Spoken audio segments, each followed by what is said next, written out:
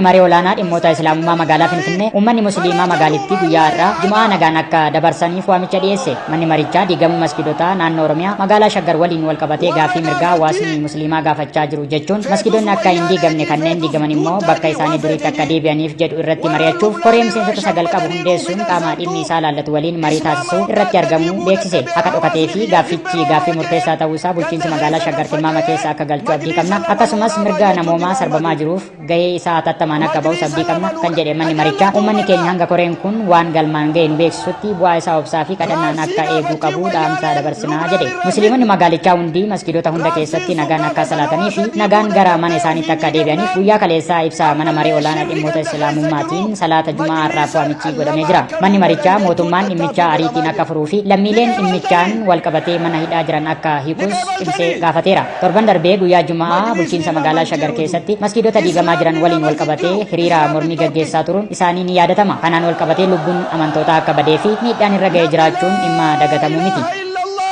Muhammadur Rasulullah namni jecha kana jee hundi caayaa tokko jala jira. Qiblaan isaa tokko, Quraanni isaa tokko, nabiyyiin isaa tokko. Fedhii namarraa irratti nuun galle waan inni ganda keessa deemee alaan aluuf. Dirree lallabuu jirra umrii eega dhaabbanne anuu arrii baasee amma kan waa takka hin qabne asii lallabaa ture. Waraabessi biyya isan beeyne dhaqee keessummaadhaan halloonuu afaa jee jantu. Miskiina waraabessi. Waraabessa guyyaati ka islaama majlisa lama godhuu deemu.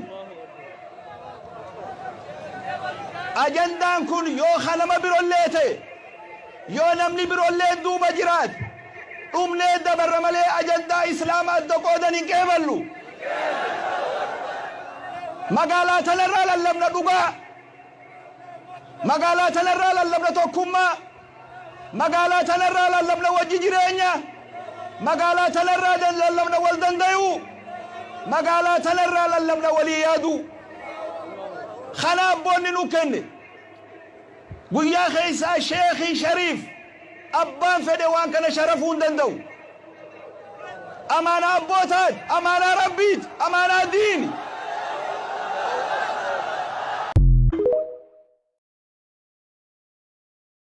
أكبر الله أكبر الله أكبر الله أكبر الله أكبر الله أكبر